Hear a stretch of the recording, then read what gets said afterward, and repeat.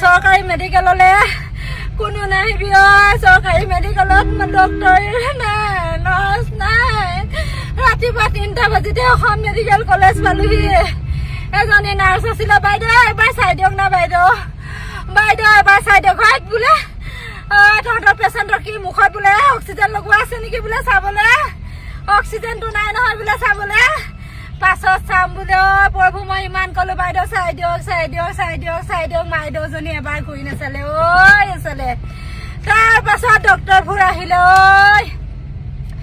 Sir এবাৰ চাই দিয়ক না প্লিজ ছাৰ হয় মেডিকেল হয় বোলে যেতিয়া সময় হ'ব তেতিয়া চাম বোলে আগৰ পেচেণ্টখিনি চাই লওঁ বোলে নোৱাৰো চাবলৈ যা ককাই গা গৰম উঠি আহিছে জ্বৰ উঠি আহিছে ছাৰ প্লিজ যদি ভাল কৰিব নোৱাৰে কৈ দিয়ক আমি প্ৰাইভেটলৈ লৈ যাওঁ 2 মিনিট পাছত প্ৰাইভেটলৈ লৈ যাম বুলি বহুত চেষ্টা কৰিছিলো ভগৱান ককাইক নোৱাৰিলো বচাবলৈ প্ৰভু আপোনালোক সকলোকে কৈছো যদি ঘৰত কেনেবাকে ৰোগী থাকে চৰকাৰী মেডিকেললৈ নানিব মুখ্যমন্ত্ৰী আপুনি এইবোৰ চৰকাৰী মেডিকেল খুলিছে নে ৰাইকক খুলিছে মানুহৰ জীৱনৰ সৈতে এটালে গুটি গেলে ইহঁতে মানুহক নেযায় মোৰ ৰেজাল্ট দেখাই আৰু আছে আৰু নাহিবি কোনেও চৰকাৰী মেডিকেল পইচা নহলে ঘৰতে থাকিবি চৰকাৰী মেডিকেল কোনো নাহিবি কোনো 24 ঘণ্টাৰ ভিতৰত ক্ষমা খুজিব লাগিব বদৰুদ্দিন আজমল ডাঙৰীয়াই 500 টকাত বিক্ৰী নহয় উজনিৰ অসমীয়া মহিলা এগৰাকী তৃষ্ণা নেত্ৰীনাথ এইটো এটা বেলেগ এটা টাইটেলৰ মানুহ দেখিছো শিৱসাগৰৰ মানুহ তেখেতে কৈছে বদৰুদ্দিন আজমলক ক্ষমা খুজিবৰ কাৰণে কৈছে মহিলাক ভৰিত ধৰাই 500 টকা দিছে অসমীয়া মহিলাই 500 টকাৰ বিক্ৰী হৈ নাযায় বদৰুদ্দিন আজমলক দিছে 1250 টকা মান দিয়া হলে আপোনালোকে একেবাৰে মানে তলৰ কিবালৈকে দেখিবলৈ পালেহেঁতেন মেখেলা দাঙি এক্সাৰচাইজ কৰি দিলেহেঁতেন ভৰিকেইটা ওপৰলৈ উঠাই দিলেহেঁতেন মেখেলাটো দাং খাই গ'লহেঁতেন বুঢ়ী হওক জীয়াৰী হওক ভিতৰটোও দেখা পালেহেঁতেন গতিকে 500 টকা দিয়াৰ কাৰণে অকল ভৰিখন হাত লাগক নালাগক চুই গুচি গ'ল তাৰ কাৰণে আজি বদনামী হৈছে যদি 1250 টকা দি আপোনালোকে এক্সাৰচাইজ কৰক বুলি ক'লেহেঁতেন কেমেৰা অন কৰিলেহেঁতেন দেখিছে বদৰুদ্দিন আজমল ডাঙৰীয়াই পইচাও দিছে আৰু অসমীয়া মহিলাৰ সুস্বাস্থ্যৰ প্ৰতি লক্ষ্য ৰাখি তেওঁলোকক এক্সাৰচাইজো কৰাইছে মেখেলা লাগিলে দাঙি মূৰত সোমাই যাওক গতিকে এয়াই আমাৰ সমাজ এয়াই আমাৰ অসমীয়া মহিলা তেওঁ হেনো অসমীয়া মহিলা মোৰ ওচৰত যদি তই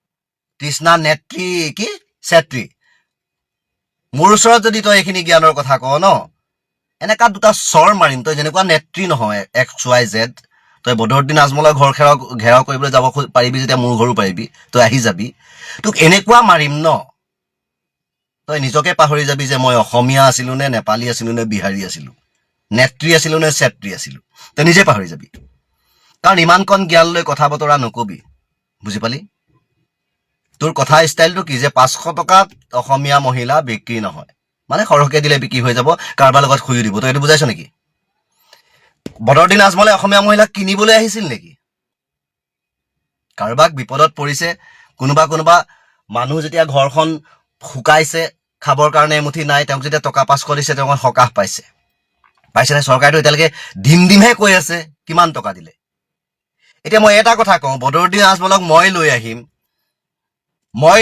মই সংগঠন গোটাই মই দল গোটাই বদৰুদ্দিন আজমলৰ ঘৰত গৈ মই ঘেৰাও কৰি বদৰুদ্দিন আজমলক লৈ আহিম আৰু সেই মহিলাসকলৰ ওচৰত মই মাপ খুজাম কিন্তু তই এইটো দায়িত্ব ল'ব লাগিব যে বদৰুদ্দিন আজমলে যিমান টকা ব্যয় কৰিলে তইতো কৈছ যে উজনিৰ মহিলা আমি ভিখাৰী নহয় উজনিৰ মহিলা এনেকুৱা নহয় উজনি তেনেকুৱা নহয় উজনিত তেনেকুৱা নহয় উজনিৰ পৰা খেদা খাব উজনি আমুক উজনি তামুক উজনি বহুত দামী জেগা গতিকে মই প্ৰশ্ন কৰিছো যে বদৰুদ্দিন আজমলক মই লৈ আহিম সেই মহিলাসকলৰ ওচৰত ভৰিত ধৰি ভৰিত ধৰি ক্ষমা খোজাৰ পিছত সেই বদৰুদ্দিন আজমলে যিখিনি টকা উজনিৰ বানপানীত ব্যয় কৰিলে কাৰণ তোৰটো লেভেল বহুত ওপৰত তই ভিক্ষা নল তই উজনিৰ ৰাইজে যিখিনি ভিক্ষা ল'লে তই ভিক্ষাখিনি ঘূৰাই দিব লাগিব তই মূল মন্ত্ৰ উজনিৰ মাইকী বুলি তই যেতিয়া কথা বতৰা কলি তই সেই ভিক্ষাখিনি যদি ঘূৰাই দিব পাৰ কমেও 3-4 কোটি টকা যদি ঘূৰাই দিব পাৰ তেতিয়া বদৰুদ্দিন আজমলক উজনি জানি পেলাই ক্ষমা খুজাই দিম পাৰিবি তোৰ কেপাচিটি আছে তোৰ 14 গোষ্ঠী বিক্ৰী কৰি তই 4-5 কোটি টকা তই মেনেজ কৰিব পাৰিবি কেপাচিটি আছে গতিকে যিমানৰ মানুহ সিমানত থাকিবি মোবাইলৰ কেমেৰাত কথাকেইটা কৈ দিলে ডাঙৰ মানুহ শুনি যোৱা বদৰুদ্দিন আজমলৰ ভৰি কেঁয়া আঙুলিৰ এটা টোপালৰ যোগ্য নহয় বুজি পালি তই গতিকে মানুহক বৰজনক কথা কওঁতে চাই চিতি ক'ব লাগে তেওঁ ধৰ্ম যিয়ে নহওক তেওঁ বৰ হয় তেওঁ ডাঙৰ হয় তেওঁক যিসকলে ভৰিত ধৰিছে কাৰোবাৰ শহুৰ বয়সৰ কাৰোবাৰ বাপেকৰ বয়সৰ কাৰোবাৰ দাদাকৰ বয়সৰ সকলোতকৈ তেওঁ ডাঙৰেই হয় বয়সত তো ভৰিখন চোৱাটো কি ডাঙৰ কথা হ'ল হা কুত্তাৰ বাচ্চি তোৰ বেয়া কথা ক'বলৈ মন যায় তোক বেয়া কথা মই নকওঁ তোক আজি প্ৰথম দেখিছোঁ সেইকাৰণে বেয়া কথা নকওঁ দেখাত তোক মানে সেই 500 টকাত 1000 টকা 500 টকা 200 টকাত বিক্ৰী হোৱা মহিলা নিচিনাহে লাগিছে কথা বতৰাবিলাক চাই কাৰণ কোনো জ্ঞানী মহিলাই এনেকুৱা কথা নকয় যে দুখৰ সময়ত আহিছে বদৰুদ্দিন আজমল এজন মতা মানুহ হয় গতিকে এগৰাকী মহিলা এজন মতা মানুহৰ ভৰি চোৱাটো কোনো ডাঙৰ কথা নহয় আমাৰ সমাজত আছে আমাৰ ধৰ্মত আছে সেইটো এটা ডাঙৰ কথা নহয় গতিকে 500 টকা দিছে তেওঁ প্ৰথমত বহুত দিলে এতিয়াও যে 500 টকা কৰি দি থাকিবৰ কাৰণে তেওঁ আহিছে বা তেওঁৰ কেপাচিটি আছে সেইটোৱে আমি তেওঁৰ অশেষ ধন্যবাদ কিয়নো আমাৰ চৰকাৰখনে এবাৰেই ভালকৈ আমাক দিব পৰা নাই গতিকে বদৰুদ্দিন আজমলে আমাক বাৰে বাৰে দিছে গতিকে আমি উজনিৰ বা মানে মানুহসকল বানত পৰাৰ কাৰণে আজি নামনিৰ পৰাও বা অসমৰ বাহিৰৰ পৰাও দৌৰি আহিছে আমি খুব সৌভাগ্য আমি নিজকে গৌৰৱান্বিত হৈছোঁ যে আমাৰ উজনিৰ বিপদত কিন্তু সকলো দেশ আজি দৌৰি আহিছে আগত কিন্তু নামনিটো বানপানী হয় এনেকুৱা ধৰণে কিন্তু উপৰি জুপৰি নাযায় এয়াই লাষ্ট গ'ল ধিক্কাৰ সেইসকল অভদ্ৰ মহিলা অভদ্ৰ পুৰুষলৈ যি আচলতে কি বুলি ক'ম খাই পাত ফলা বুলি কয় আচলতে যিখন থালিত খালে সেইখনতে হাগি দিলে তেনেকুৱা নিচিনা কথা খাই পাত ফলা নমক হাৰাম এই খেচেৰা মানুহখিনিক আচলতে শাস্তিহে দিব লাগিছিল ইহঁতক কোনো সহায় কৰিবলৈ যাব নালাগিছিল মূল কথা কিন্তু যিবিলাকৰ বিবেক বিক্ৰী হৈ গৈছে এইবিলাকৰ ঘূৰি আহিল কিন্তু এওঁলোকক নতুনকৈ আকৌ কোনোবা পংগু মানৱে অংক কৰি মানে এওঁলোকক আকৌ নতুনকৈ ঘূৰাই আনিব খুজিছে যিসকল পংগু মানৱ যিসকলে যথা সময়ত সহযোগিতা কৰিব নোৱাৰিলে সহায় কৰিব নোৱাৰিলে সেই সহায় যেতিয়া বদৰুদ্দিন আজমলে কৰি বা লোৱাৰ কাৰণে সেই পংগু মানৱসকলে এতিয়া এনেকুৱা মানুহক ব্যৱহাৰ কৰিছে আইচা বেইচা য'ত যি আছে সকলো আহি যা আমাক সহযোগিতা কৰ গতিকে কথা বতৰাই কৈ যে এগৰাকী বেইচা মানুহৰ এনেকুৱা কথা 500 টকাত মহিলা বিক্ৰী নহয় কোনেও কিনিবলৈ অহা নাই ন সহায় কৰিবলৈ আহিছে তো বিক্ৰী কৰা কথাটো ক'ৰ পৰা আহিল মানে তুমি বিক্ৰী হোৱা সৰহীয়া টকাত তুমি ৰাতি হোটেলত থকা মাইকী সেইকাৰণে তোমাক দেৰিকে দেখিছো চৰিয়াই কাণৰ পৰ্দা ফালি দিম চিনি পোৱা নাই চালা কুত্তাৰ বাচ্চি কথা ক'ব আহ যদি কথা ক'ব নাজানা কথা নকবি তো ধন্যবাদ জাষ্টিছ ফৰ জুবিন গাৰ্গ এই মহিলাগৰাকীক য'তে পাই ত'তে চেনেলে এপাত সকলোৱে দি যাওক ভাবিছিলোঁ এইবোৰ কথাত মুখ নুখুলো মাত নামাতো কিন্তু কিছুমান মানুহৰ অধ্যতালি অসভ্যালি আৰু পাগলামি দেখি মানে মাত নমতাকৈ থাকিব নোৱাৰোঁ বিষয়টো হৈছে কি ছ'চিয়েল মিডিয়াত কোনোবা দল সংগঠনৰ নেতা নেত্ৰী ৰাজনৈতিক দলৰ নেতাকৰ্মী জোৱাৰ উঠিছে যে মৌলানা বদৰুদ্দিন আজমল চাহাবে হেনো অসমীয়া জীয়ৰী বোৱাৰীৰ ওচৰত ক্ষমা খুজিব লাগে কিহৰ কাৰণে ক্ষমা খুজিব লাগে মই সুধিছোঁ আপোনালোকক যিসকলে মৌলানা বদৰুদ্দিন আজমল চাহাবে অসমীয়া জীয়ৰী বোৱাৰীৰ ওচৰত ক্ষমা খুজিব লাগে বুলি তালফাল লগাই আছে মই সুধিছোঁ আপোনালোকক মৌলানা বদৰুদ্দিন আজমল চাহাবে কিয় ক্ষমা খুজিব লাগে তেওঁ অপৰাধ কি মৌলানা বদৰুদ্দিন আজমল চাহাবে এই বানাক্ৰান্ত লোকক এই বিপদৰ সময়ত সহায় কৰিবলৈ আগবাঢ়ি আহিছে টকাই পইচাই ৰিলিফ পাতি স্বাস্থ্য চিকিৎসা সকলো ফালৰ পৰা তেখেতে সহায় কৰিবলৈ আগবাঢ়ি আহিছে নহয় কৰিছেও এইখিনিতে এটা কথা কৈ থওঁ আকৌ নতুন বিতৰ্ক এটা কৰি পেলাব যে অকল মনোৰঞ্জন গোহাঁয়ে মৌলানা বদৰুদ্দিন আজমলকহে সহায় কৰা দেখিলে বানাক্ৰান্ত ৰাইজক সহায় সকলোৱে কৰিছে ময়ো এগৰাকী বানাক্ৰান্ত চৰকাৰ পক্ষৰ ৰিলিফো পাইছোঁ বেচৰকাৰী বিভিন্ন ধৰণৰ সংস্থা দল সংগঠনো জঁপিয়াই পৰিছে শুভাকাংক্ষীৰ হৃদয়বান মানুহ বিভিন্ন ধৰণে নিৰৱচ্ছিন্নভাৱে বানাক্ৰান্তক সহায় সাৰথি সকলোৱে কৰিছে পাছৰ পৰ্যায়লৈ আহিম সেইটো কথা এতিয়া কথাটো হ'ল মৌলানা বদৰুদ্দিন আজমল চাহাবে কেইগৰাকীমান মহিলাক আৰ্থিক সাহায্য দিলে আৰু তাতে তেওঁলোক কৃতজ্ঞ বা গদগদ হৈ তেখেতৰ ভৰি স্পৰ্শ কৰি আশীৰ্বাদ ল'লে বা সেৱা ল'লে সেইটোকে তেওঁলোকে অপৰাধ বুলি গণ্য কৰিছে এতিয়া ইয়াত মৌলানা বদৰুদ্দিন আজমল চাহাবৰ ভুলটো ক'ত মই ধৰিব পৰা নাই তেওঁতো কাৰো মূৰত পিষ্টলটো লগাই কোৱা নাই বা তেওঁতো কাকো ধমকি দি কোৱা নাই যে মই সহায় কৰিছোঁ আপোনালোকে মোক ভৰি চুই সেৱা কৰক বৰঞ্চ তেওঁ কৈছে যে ইছলামত ভৰি চুই মানুহক সেৱা কৰাটো আমাৰ কোনো ইছলামত তেনেকুৱা কোনো নিয়মেই নাই আপোনালোকে নকৰিব মানুহে নাই নুশুনিছে কৰিছে এতিয়া কি কৰিব মহিলাগৰাকীক তেওঁ গটা মাৰি দিলেহে হ'ব হা আৰু যিসকলে আপোনালোকে যদি মৌলানা বদৰুদ্দিন আজমল মুছলমান হোৱাৰ কাৰণে, আপোনালোক হিন্দু হোৱাৰ কাৰণে আপোনালোকৰ হিন্দু স্বাভিমানত আঘাত লাগিছে, তেতিয়াহ'লে আপোনালোকে এই হিন্দু যে চলাই থাকে, এই হিন্দুৰ যিসকল গুৰু বা যিসকলক আমি নিজৰ ধৰ্মীয় গুৰু বুলি মানো, সেইসকলে কি লিখিছে কি কৈছে সেইবোৰ এবাৰ পঢ়ি চাব। অকল মুখখন থাকিলে চেলবেলাই নাথাকিব। শংকৰ গুৰুৱে কি কৈছে যে যত জীৱ জংগম কীট পতংগম অগনগ জগতেৰি কায়া। মানুহটো বাদেই দিলোঁ, সকলো প্ৰাণীতে ভগৱানৰ অংশ আছে। অগনগ জগতেৰি কায়া, সকলো প্ৰাণীতে ঈশ্বৰৰ অংশ আছে। ঠিক তেনেকৈ মাধৱদেৱে ঘোষাত কৈছে যে সমস্ত ভূততে ব্যাপী আছোঁ মই হৰি,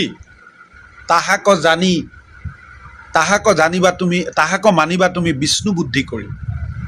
এইবোৰ ধৰ্মীয় গ্ৰন্থত আমাৰ মহান মনীষীসকলে উপদেশ দি থৈ গৈছে। এইবোৰ চকু মেলি অলপ পঢ়িব, অলপ মগজটোত হজম কৰিবলৈ চেষ্টা কৰিব। আজমল চাহাবতো মানুহে, হিন্দু মুছলমানটো পিছৰ কথা, তেওঁ প্ৰথমতে মানুহ। তেওঁতো হৃদয় আছে, তেওঁৰ হৃদয়ৰ তেওঁৰ আত্মাও যদি ভগৱানৰ অংশ বুলি আপুনি ভাবিছে, তেতিয়াহ'লে তেওঁক সেৱা কৰাটোতো দুখ বা পাপ ক'ৰ পৰা হ'ল? আৰু যি মানুহে সাধাৰণতে বিপদত সহায় কৰে, এই যিটো মহা দুৰ্যোগ, এই দুৰ্যোগত তেওঁ কোটি টকা সাহাৰ্য কৰিবলৈ আগবাঢ়ি আহিছে। মই সহায়ৰ পৰিমাণটো জুখিব বিচৰা নাই। যিকোনো ক্ষেত্ৰত যি মানুহে বিপদ আপদত সহায় কৰে, সেই মানুহৰ প্ৰতি মানুহ কৃতজ্ঞ হৈ থকাটো আমাৰ অসমীয়া জাতিৰ এটা স্বভাৱ, আমাৰ এটা বৈশিষ্ট্য। আমি ইমান কৃতজ্ঞ হ'ব নোৱাৰোঁ, আমি কৃতজ্ঞ মানুহ। তেওঁ সহায় কৰিছে, কৃতজ্ঞতাত কোনোবাই ভক্তিত গদগদ হৈ সেৱাটো কৰিছে। তাত ইমান চিঞৰ বাখৰ কৰিবলগীয়া কি কথাটো হ'ল? কি মহাভাৰতখন অশুদ্ধ হ'ল? হিন্দু স্বাভিমানত যদি আপোনালোকৰ ইমান আঘাত লাগিছে, তথাকথিত আমাৰ যিসকল হিন্দুৰ নায়ক আছে, উগ্ৰ হিন্দুত্ববাদীসকলে যিবোৰ তাহানি দিনৰ পৰা বেদান্ত ঋষিমুনিসকলৰ দিনৰ পৰা উপনিষদ বেদান্ত লিখিছে, সেইবোৰ চকু মেলি পঢ়িব। আৰু এই বেদৰ সাৰমৰ্ম গোটাই মহাপুৰুষকেইজনাই যিবোৰ গ্ৰন্থ আমালৈ লিখি দি গৈছে, পৰামৰ্শ দি গৈছে, সেইবোৰ চকু মেলি অলপ পঢ়িব, বুজিবলৈ চেষ্টা কৰিব। এনেই মুখখন থাকিলে বুলি যিটি বকি নাথাকিব। সকলো কথাতে ৰাজনীতি কৰাটো উচিত নহয়। Thank you. যোৱা কালিৰ পৰা সংবাদ মাধ্যমে হওক বা ছ'চিয়েল মিডিয়াৰ বিভিন্ন প্লেটফৰ্মতে হওক বহুল চৰ্চিত এটা বিষয় হৈ পৰিছে নাজিৰা সমষ্টিৰ সন্মানীয় বিধায়ক ময়ূৰ বৰগোহাঁই ডাঙৰীয়াক দুগৰাকী জনপ্ৰিয় ইউটিউবাৰে টিভিৰ এটা জনপ্ৰিয় টিভি চেনেলত যি টক শ্ব', এই টক শ্ব'ত কোৱা যি কটাক্ষ, এইটোৰ ওপৰত ইতিমধ্যে বিভিন্ন ধৰণে বিভিন্ন প্ৰতিক্ৰিয়া প্ৰকাশ কৰিছে। কথা হ'ল, এজন বিধায়ক হিচাপে ময়ূৰ বৰগোহাঁই ডাঙৰীয়াই আৰম্ভণিৰ পৰা বান অহা আৰম্ভণিৰ পৰা আচলতে যিধৰণে ৰাইজৰ মাজত সোমাই উদ্ধাৰ কাৰ্য চলাই গৈছে, তাক আমি একেমুখে স্বীকাৰ কৰিব লাগিব। ইয়াৰ সমান্তৰালভাৱে ময়ূৰ বৰগোহাঁই ডাঙৰীয়াৰ যিসকল সোঁৱে বাৱে থকা ব্যক্তি, সেইসকলেও বানাক্ৰান্ত ৰাজ্যক উদ্ধাৰৰ বাবে পৰ্যাপ্ত পৰিমাণে সহায় সহযোগিতা কৰিছে। ময়ূৰ বৰগোহাঁই ডাঙৰীয়াই 3খনকৈ এৰোপ্লেন ব্যৱহাৰ কৰিছিলে বিভিন্ন সময়ত ৰিলিফ দিবৰ কাৰণে, মানুহক উদ্ধাৰ কৰিবৰ কাৰণে। কিমান দূৰ তেওঁ এই ক্ষেত্ৰত সফল হৈছিল সেইটো ৰাইজে বিচাৰ কৰিব। কিন্তু কথা হ'ল, তেওঁ কৰণীয়খিনি আচলতে কৰিবৰ কাৰণে চেষ্টা কৰিছিল। আৰু এজন নতুন বিধায়ক হিচাপে আৰু এজন অনভিজ্ঞ, কাৰণ তেওঁ নতুন যেতিয়া সিমান অভিজ্ঞতা নাই, সেই অভিজ্ঞতা নথকা হিচাপে তেখেতে আচলতে যিমানখিনিলৈকে পৰিছে সিমানখিনি কিন্তু আমি ধন্যবাদ আৰু কৃতজ্ঞতা জনাব লাগিব। আৰু আজি তাৰিখলৈকে তেখেতে যথেষ্টখিনি কৰি আছে, কাৰণ নাজিৰা সমষ্টিটো এটা যথেষ্ট ডাঙৰ সমষ্টি। কাৰণ আমগুৰিৰ এটা অংশ, আমগুৰি সমষ্টিৰ এটা অংশ, এটা বৃহৎ অংশ নাজিৰা সমষ্টিৰ লগত সংলগ্ন হোৱাত নাজিৰা সমষ্টিৰ কলবেটো যথেষ্ট বৃদ্ধি পালে। আৰু সবাতোকৈ বেছি আচলতে ধ্বংসলীলা চলোৱা, এই বানৰ তাণ্ডৱ চলোৱা সমষ্টিটোৱে হৈছে নাজিৰা সমষ্টি। অন্যান্য সমষ্টিবিলাকত বা জিলাসমূহত ইয়াৰ কিছু আংশিক প্ৰভাৱ পৰিছিল, কিন্তু নাজিৰা সমষ্টিত সৰ্বত্ৰে এক ধ্বংসলীলা চলাই গ'ল এই বলিয়া বানে। গতিকে বিভিন্ন স্থানত যোৱাৰ ক্ষেত্ৰত হয়তো তেখেতৰ ক'ৰবাত দুদিন লেট হৈছে বা বান সাহাৰ্য পোৱাৰ ক্ষেত্ৰত কিছু পলম হৈছে সেই বুলি আমি এজন বিধায়কক অকমন্য বা তেখেতৰ যি আচলতে কৰ্ম সেই কৰ্মক আমি নুই কৰিব নোৱাৰোঁ কিন্তু হয় ইয়াৰ মাজতে কিছু বিসংগতিও দেখা দিছিল বিভিন্ন সময়ত বিভিন্নজনৰ কিছু দুৰ্নীতিও আচলতে তেখেতক জুৰুলা কৰিছিল সেইটো আমিও আমাৰ পেজৰ জৰিয়তে আমি উল্লেখ কৰিছিলোঁ কিন্তু কথা হ'ল তৎসত্ত্বেও আচলতে তেখেতৰ যি আচলতে কৰণীয় সেই কৰণীয়খিনি আমি কৰি গৈছোঁ বুলি আমি নাজিৰাবাসী হিচাপে যদিও আমাৰ তেখেতৰ লগত সাংগঠনিকভাৱে মতপাৰ্থক্য থাকিব পাৰে তথাপিও আমি এই কথাখিনি স্বীকাৰ কৰিব লাগিব কাৰণ ভালক ভাল বুলি কোৱাৰ যিটো আমাৰ অধিকাৰ সেইটো আমি কেতিয়াও আচলতে নুই কৰিব নোৱাৰোঁ ভালক আমি ভাল বুলি ক'ব লাগিব তেওঁ যথেষ্টখিনি কৰিছে আৰু কৰিবলগীয়া আছে আৰু আমি আশা ৰাখিম আচলতে নাজিৰা সমষ্টিৰ এই ভগ্নপ্ৰায় নাজিৰা সমষ্টিটো পুনৰুদ্ধাৰৰ কাৰণে তেখেতে যৎপূৰ্ণাস্তি চেষ্টা কৰিব ইয়াৰ সমান্তৰালভাৱে আমি ইউটিউবাৰসকল বিভিন্ন স্থানৰ পৰা আহি যিসকলে বৰ্তমান ঘৰ দুৱাৰ বনাই আছে বিভিন্ন ধৰণে সহায় কৰি আছে অন্যান্য দেশ হিতৈষী সমাজ হিতৈষী মানুহক ভাল পোৱা ব্যক্তিসকল অসমৰ বিভিন্ন স্থানৰ পৰা ভাৰতবৰ্ষৰ বিভিন্ন স্থানৰ পৰা আহি পেলাই সহায় সহযোগিতা কৰি আছে সকলোকে আন্তৰিকতাৰে নাজিৰাবাসীৰ হৈ ধন্যবাদ আৰু কৃতজ্ঞতা জনাইছোঁ কাৰণ সকলোৱে আচলতে হাতে হাত ধৰি কাম কৰাৰ কাৰণে আজি নাজিৰা সমষ্টি এই মানুহখিনি বানৰ কবলৰ পৰা কিছু পৰিমাণে হ'লেও সকাহ পাবলৈ সক্ষম হৈছে কাৰণ আমি বিভিন্ন স্থানত গৈছোঁ আপোনালোকৰ বিভিন্ন স্থানৰ পৰা আহি দিয়া ৰিলিফৰ কাৰণে আচলতে কিমান দূৰ উপকৃত হৈছে মানুহবিলাকে নিজ মুখে স্বীকাৰ কৰিছে আমি আপোনালোকৰ প্ৰত্যেকজনকে ধন্যবাদ জনাইছোঁ প্ৰত্যেকজনে হিৰো আজি তাৰিখত অকল কেৱল মাত্ৰ মই বৰগোহাঁইক আমি হিৰো বুলি ক'ব নিবিচাৰোঁ এই বানৰ সময়ত সহায় কৰা প্ৰত্যেকজনেই একোজন হিৰো গতিকে আমি সেই ইউটিউবাৰ দুগৰাকীকো আমি অৱশ্যে হিৰো আসনৰ পৰা নমাই জিৰো কৰিব বিচৰা তেখেতসকলেও আজি তাৰিখত হিৰো কাৰণ কাৰোবাক নহয় কাৰোবাক কিবা নহয় কিবা প্ৰকাৰে তেখেতসকলে সহায় কৰিছে কিন্তু একেমুখে এইটো কথাও স্বীকাৰ কৰিব লাগিব নাজিৰা সমষ্টিৰ সন্মানীয় বিধায়ক ময়ূৰ বুৰগোহাঁই ডাঙৰীয়াই কিন্তু অক্লান্ত শ্ৰম কৰি আচলতে বহু কষ্ট কৰি ৰাইজৰ মাজত গৈ তেখেতে নিজৰ সৰ্বশ্ৰেষ্ঠ উজাৰি দি নিজৰ সমষ্টিৰ জনসাধাৰণক উদ্ধাৰ কৰিবৰ কাৰণে চেষ্টা কৰিছিলে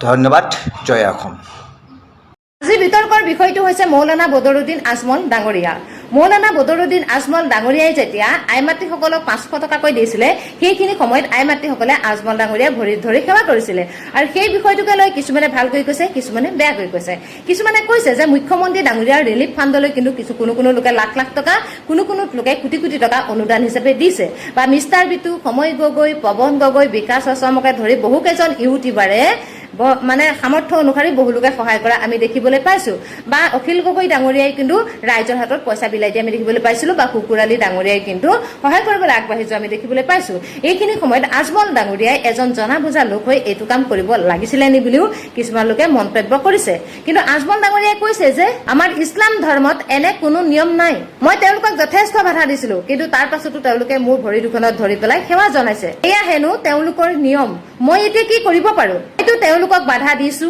মইতো তেওঁলোকক থাপৰ এটা মাৰি পেলাই তেওঁলোকক মানা কৰিব নোৱাৰো মই কিবা তেওঁলোকক মাৰিব পাৰো নেকি প্ৰথমতে আপোনালোকে শুনি লওক আজমল ডাঙৰীয়াই কি বুলি কৈছে সবক না কৰিছো আৰু কি কৰিম মাৰিম নেকি থাপ্পৰ দি মাৰিম নেকি না সবক না কৰিছো বুলি ভাই আমাৰ ইছলামে এইটো নামানে এইসকল পৰম্পৰা আছে শুনিলেনে এতিয়া আপোনালোকে আকৌ আজমল ডাঙৰীয়াৰ গাত দোষ আছে বুলি আপোনালোকে ভাবিব পাৰেনে এটা কথা ঠিক আমাৰ সঁচাকৈ অসমীয়া এটা পৰম্পৰা আছে যে জ্যেষ্ঠজনক সন্মান কৰা আৰু যেতিয়া জ্যেষ্ঠজনৰ প্ৰতি আমাৰ সঁচাকৈ অন্তৰ পৰা শ্ৰদ্ধা জন্মে সন্মান জন্মে তেতিয়া আমি তেওঁৰ ভৰিত ধৰি সেৱা জনাওঁ আৰু সেইটোৱে আচলতে মহিলাসকলে কৰিবলৈ গৈছিলে কাৰণ তেওঁলোকে এতিয়া সেই 500 টকাটো পাই যিটো ধৰণৰ আনন্দ পাইছে চাগে তেওঁৰ প্ৰতি এটা শ্ৰদ্ধা উপজিলে আৰু সেইবাবে আজমল ডাঙৰীয়া ভৰিত ধৰি সেৱা জনাইছে আজি আজমল ডাঙৰীয়া ভৰিত ধৰি সেৱা জনাটোক লৈ পেলাই যে আমি সঁচাকৈ কিছুমান লোকে ভালকৈ কৈছো কিছুমান লোকে বেয়াকৈ কৈছো এতিয়া আপোনালোকে ভাবি চাওক যদি আমি সদায় বেয়াখিনিকে দেখি থাকো ভালখিনিওতো আমি দেখিব লাগিব আজমল ডাঙৰীয়াইটো এই 500 টকাকে নহয় আগতেও কোটি টকা অনুদান হিচাপে বানপীড়িত লোকসকলক সহায় কৰা আমি দেখিবলৈ পাইছিলো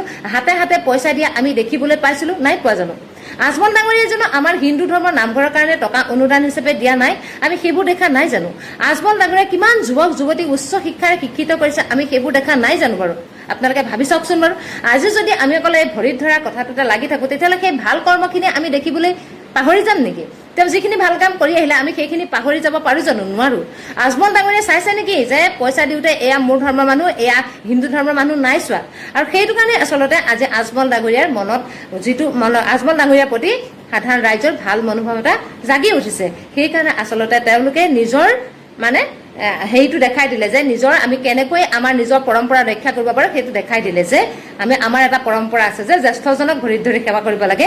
সেই পৰম্পৰাটোকে হয়তো আই মাতৃসকলে দেখাই দিলে। হয় নে নহয় আপোনালোকে কমেণ্ট কৰি জনাব। এইখিনিতে এটা কথা কওঁ যে মুখ্যমন্ত্ৰী ডাঙৰীয়াই কিন্তু বহুতখিনি সহায় কৰিছে বা ইউটিউবাৰসকলে বহুত কৰিছে বা অখিল গগৈ ডাঙৰীয়া বহুত কৰা দেখিছোঁ বা বিধায়ক ডাঙৰীয়া অনেক কেইজনক আমি কৰা দেখিবলৈ পাইছোঁ। সেইখিনি সময়ত কোনো লোকে তেওঁলোকক ভৰিত ধৰি সেৱা কৰা আমি দেখিবলৈ পোৱা নাই। হয়, সেইটো কিন্তু হয়, সেইটো নহয় বুলি কোৱা নাই। কিন্তু আজমল ডাঙৰীয়াৰ প্ৰতি তেওঁলোকে কিবা এটা ভাল ভাৱ শ্ৰদ্ধা ভাৱ চাগে অনুমান হ'ল মনত, সেইবাবে তেওঁলোকে ভৰিত ধৰি সেৱা কৰিছে। সেইটোকনো ইমান তোলপাৰ লগাই আলোচনা কৰিব পৰা বিষয় হয় নে নহয় আপোনালোকে মোক কমেণ্ট কৰি জনাব। সেইবাবে কৈছোঁ যে অকল বেয়াখিনিকে নহয়, আমি ভালখিনিও দেখিব পাৰিব লাগিব। এতিয়া বিপদৰ সময়ত আমি কাৰ দুখ খুচৰি ফুৰা সময় নহয়। আগতেও কৈছোঁ আমাৰ এতিয়া বিপদৰ সময়, সেই বিপদৰ সময়ত ৰাইজক উদ্ধাৰ কৰাৰ সময়। এইখিনি সময়ত কোনো কাৰো দুখ খুচৰি থকাৰ সময় একেবাৰেই নহয়। কোনোবাই যদি কৈছে যে 10 লাখ টকা বেছি দিয়া হৈছে, তেতিয়াহ'লে এই ঠাইখিনিলৈ আহি অনুভৱ কৰক যে ইয়াত মানুহৰ কি দুৰ্গতি হৈছে, কাৰ ভুলৰ কাৰণে এই দুৰ্গতি হৈছে। তেতিয়া বুজি পাব যে আমি মানুহৰ বাবে এই কথাখিনি মই ভাবোঁ কেতিয়াবা উপলব্ধি কৰিব লাগে। এই মানুহক 10 লাখকেও যদি টকা দিয়া যায় এই অঞ্চলৰ মানুহক, তেতিয়াও তেওঁলোকৰ অভাৱ কেতিয়াও পূৰণ নহ'ব। চাৰিওফালে আপোনালোকে দেখিছে, কি ক'ম, জীৱবিলাক অজীৱ হৈ পৰি আছে। চাৰিওফালে আপুনি চাওক কেনেকুৱা বিভৎসময় এটা পৰিৱেশ ইয়াত, কেনেকুৱা পৰিৱেশ ইয়াত নাহিলে আচলতে কোনেও উপলব্ধি কৰিব নোৱাৰিব। আৰু মই শত সহস্ৰবাৰ মই ইউটিউবাৰ, ইনফ্লুৱেঞ্চাৰ, যিমান অসমৰ মানুহ ফেচবুক ব্যৱহাৰকাৰী, ইনষ্টাগ্ৰাম ব্যৱহাৰ কৰি মই সকলোকে ধন্যবাদ দিছোঁ। আপোনালোকে এই ভিডিঅ'বিলাক শ্বেয়াৰ কৰাৰ কাৰণে আজি হয়তো ইয়াৰ মানুহে কিছু হ'লেও সামগ্ৰী বা জীয়াই থকাৰ এটা সাহস পাইছে। এইখিনি মানুহক আপুনি যিমান দিলেও এওঁলোকৰ অভাৱ অভিযোগ কোনেও পূৰণ কৰিব নোৱাৰিব যদি চৰকাৰে ভালকৈ কথাবোৰ নাভাবে। ইনফ্লুৱেঞ্চাৰ হওক, ইউটিউবাৰ হওক, সমাজসেৱক হওক, কিমান দিনলৈ দিব। কিন্তু চৰকাৰে ভাবিব লাগিব, এওঁলোকক উপযুক্ত পৰিমাণে দিব লাগিব। মই এতিয়া ইয়াৰ নেপালী খুঁটিত আছোঁ, যিখিনি প্ৰাপ্য তেওঁলোকক দিবই লাগিব, যেনেকেই নহওক তেনেকেই দিব লাগিব। আপুনি পৰিৱেশটো যদি মন কৰে, চাৰিওফালে গোন্ধ আপুনি চাওক। 0.5 কৰি দিয়ে। ইয়াত মানুহবোৰ আচলতে মানে কেনেকৈ থাকিলে হেৰি হওঁতে মই এইটো বস্তু বুজি পোৱা নাই। আৰু এই সাহসী শ্ৰমিকসকলে আজি সমগ্ৰ ভাৰতবৰ্ষত ঘোষণা কৰিছে যে আমি নৰেন্দ্ৰ মোদী আৰু অমিত শ্বাহৰ ৰঙা চকুলৈ ভয় নকৰোঁ। আজি সমগ্ৰ ভাৰতবৰ্ষত শ্ৰমিকসকল একগোট হৈছে ঠায়ে ঠায়ে, কৈছে যে মাননি নহয়, মজুৰি দিয়ক। আপোনালোকৰ এই মিছা প্ৰতিশ্ৰুতিবোৰ বন্ধ কৰক। দেশখন যদি আগুৱাই যাব লাগে, ভাৰতবৰ্ষখন যদি আগুৱাই যাব লাগে, অসমখন যদি আগুৱাই যাব লাগে, তেন্তে অসমৰ খাটি খোৱা মানুহৰ উন্নতি হ'ব লাগিব। এই যে চৰকাৰ গঠন কৰিছে, এই চৰকাৰ কাৰ ভোটেৰে গঠন কৰিছে? যদি সাধাৰণ মানুহে ভোট নিদিলেহেঁতেন, যদি আশাই ভোট নিদিলেহেঁতেন, যদি অংগনবাদীয়ে ভোট নিদিলেহেঁতেন, যদি নিৰ্মাণ শ্ৰমিকে ভোট নিদিলেহেঁতেন, যদি মধ্যাহ্ন ভোজনৰ কৰ্মচাৰীসকলে ভোট নিদিলেহেঁতেন, যদি চাহ শ্ৰমিকে ভোট নিদিলেহেঁতেন, বিজেপিয়ে 100-200খন আসন লৈ পেলাই ক্ষমতা দখল কৰিব পাৰিলেহেঁতেন নে? নোৱাৰে। ভোট লাগে সাধাৰণ মানুহৰ, কিন্তু কাম কৰে কাৰ স্বাৰ্থত? কাম কৰে বৃহৎ পুঁজিপতি আম্বানী আদানীৰ স্বাৰ্থত। অসমত আমি দেখা পাইছো কেনেকৈ চিণ্ডিকেট ৰাজ চলিছে, অবৈধ খনন চাৰিওফালে। সেই অবৈধ খনন কাৰ স্বাৰ্থত? এই আম্বানী আদানীকে ধৰি বৃহৎ ধনী মানুহৰ স্বাৰ্থত। আজি এই লোভৰ পৰিমাণ ইমান বাঢ়ি গৈছে যে মানৱ সৃষ্ট এটা বানে আমাৰ অসমৰ হৃদপিণ্ড স্বৰূপ 3খন জিলা টচ নচ কৰি পেলালে। শিৱসাগৰ, যোৰহাট, চৰাইদেউৰ যি বান, নাভাবিব এয়া প্ৰাকৃতিক ৰূপে হোৱা বান। কাৰণ প্ৰাকৃতিক ৰূপে হোৱা বান সম্পৰ্কত অসমৰ মানুহৰ অভিজ্ঞতা থাকে। অসমৰ মানুহে জানে বান কেতিয়া আহিব, কেনেকৈ আহিলে কি কৰিব। কিন্তু যেতিয়া হঠাৎ পাহাৰত চলি থকা অবৈধ কয়লা খনন, পাহাৰত চলি থকা অবৈধ চূণশিল খনন, সেই অবৈধ খননৰ ফলত যেতিয়া পানীৰ ঢল বৈ যায়, তেতিয়া মানুহৰ ঘৰ বাৰী টচ নচ হৈ পৰে। আজি চাৰিওফালে অসমৰ পাহাৰবোৰ আছে। এই পাহাৰবোৰ ওচৰ চুবুৰীয়া ৰাজ্যৰ লগত আছে। এই ওচৰ চুবুৰীয়া ৰাজ্যৰ লগত কথা পাতিব লাগিব যদি এই বান সমস্যা সমাধান কৰিব লাগে। আজি এই চাইডে এইফালেও বহুত নদী বান্ধ নিৰ্মাণ হৈ আছে। কাইলৈ নাভাবিব যে আমিও সাৰি যাম। এই অবৈধভাৱে চলি থকা খনন আৰু যিবিলাক নদী বান্ধ, সেই নদী বান্ধবিলাকৰ কি প্ৰভাৱ পৰিব তাৰ কোনো সঠিক মূল্যায়ন হোৱা নাই। পৰিৱেশ শেষ হৈ গৈছে। সেইকাৰণে কাইলৈ আমাৰ ইয়াতো যদি বান্ধ হয় আমি আচৰিত হ'বলগীয়া একো নাই। আমাৰ সমগ্ৰ অঞ্চল তছনছ হৈ যাব। আৰু তাৰ কাৰণে কিন্তু দায়ী হ'ব কোন? দায়ী প্ৰকৃতি নহয়, প্ৰকৃতিৰ নিয়মত চলে। এই নিয়ম মানিব নোখোজা, মানুহক ভেঙুচালি কৰা, ইটিকিং কৰা এই চৰকাৰখন দায়ী হ'ব। আজি ভাৰতবৰ্ষৰ যুৱ সমাজে এটা কথা যন্তৰ মন্তৰত প্ৰতিষ্ঠা কৰিলে, হয়নে? দেখিছিলেনে যন্তৰ মন্তৰৰ আন্দোলন? কিহৰ কাৰণে কৰিছে? এই যে কণ কণ ল'ৰা ছোৱালীবিলাক, এই নতুনকৈ উঠি অহা যুৱ প্ৰজন্মই, কিয়?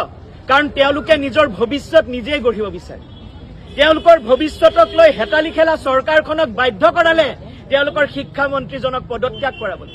এই আন্দোলন আমাৰ কাৰণে প্ৰেৰণাৰ উৎস, কাৰণ তেওঁলোকে দেখুৱালে যে মোদী অমিত শ্বাহৰ মই মতালি চলি নাথাকিব। আজি মোদী অমিত শ্বাহ ইমান ভয় খাইছে, তেওঁলোকে সংসদলৈ যাবলৈ আৰু প্ৰশ্ন সন্মুখীন হ'বলৈ সাংবাদিকৰ তেওঁলোকে ভয় খাইছে। সংসদত গৈ পেলাই প্ৰশ্ন কৰিব যেতিয়া, সেই প্ৰশ্নলৈ তেওঁলোকে ভয় খাইছে কাৰণে তেওঁলোক আহিব পৰা নাই। ঠিক তেনেদৰে কৃষকসকলে দেখুৱাই দিলে কেইদিনমানৰ আগত। এতিয়া শ্ৰমিকসকল জাগ্ৰত হৈছে। এই শ্ৰমিকৰ জাগৰণ ধাৰাবাহিকভাৱে চলাই নিব লাগিব। এয়া আজি এদিনৰ কথা নহয়। আজি যিসকল আমাৰ আন্দোলনলৈ অহা নাই তেওঁলোকৰ মাজত ইউনিয়ন গঢ়ি তোলা, কাৰণ ইউনিয়ন মানে শক্তি, ইউনিয়ন মানে একতা। শ্ৰমিক সংগঠন মানে হৈছে আমাৰ ঐক্যবদ্ধ এটা সংগ্ৰাম। এই ঐক্যবদ্ধ সংগ্ৰাম থানবান কৰিবলৈ চৰকাৰী পক্ষ অনবৰতে সষ্টম হৈ থাকে। হিন্দু, মুছলমান, অসমীয়া, বঙালী, বড়ো, কোচ, কছাৰী যেনেকৈ পাৰে যেতিয়াই পাৰে ভাগ ভাগ, কিন্তু সাধাৰণ মানুহৰ পেটৰ ভোক একেই, সাধাৰণ মানুহৰ তেজৰ ৰং একেই, আৰু সাধাৰণ মানুহৰ কপালৰ ঘামৰ এই ঘাম একেই। সেইকাৰণে শ্ৰমজীৱী মানুহৰ ঐক্যৰ কথা কওঁ আমি, যে দুনিয়াৰ শ্ৰমিক এক হওক, ভাৰতৰ শ্ৰমিক এক হওক, অসমৰ শ্ৰমজীৱী মানুহ এক হওক।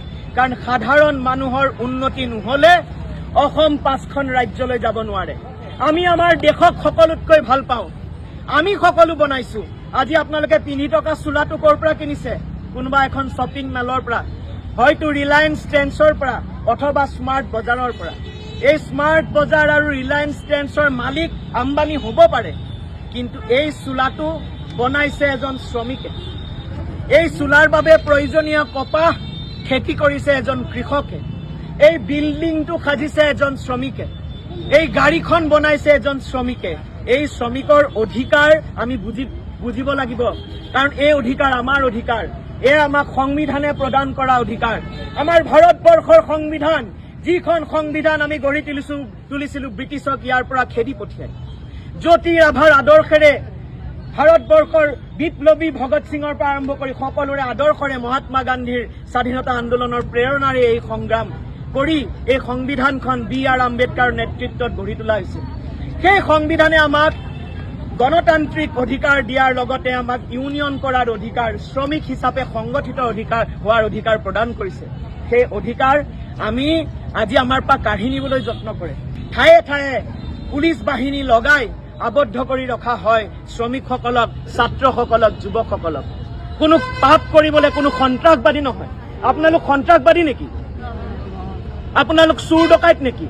আমি কোনো চোৰ ডকাইত, কোনো সন্ত্ৰাসবাদী নহয়, বৰঞ্চ আমি দেশৰ সকলোতকৈ দেশৰ প্ৰেমিক। কাৰণ আমাৰ দেশখন আগুৱাই যোৱাটো বিচাৰো, আৰু দেশ তেতিয়াহে আগুৱাই যাব যেতিয়াৰ বেছিভাগ মানুহ আগুৱাই যাব। বেছিভাগ মানুহ হৈছে শ্ৰমিক, শ্ৰমজীৱী মানুহ, কৃষক। আম্বানী আদানী নহয়।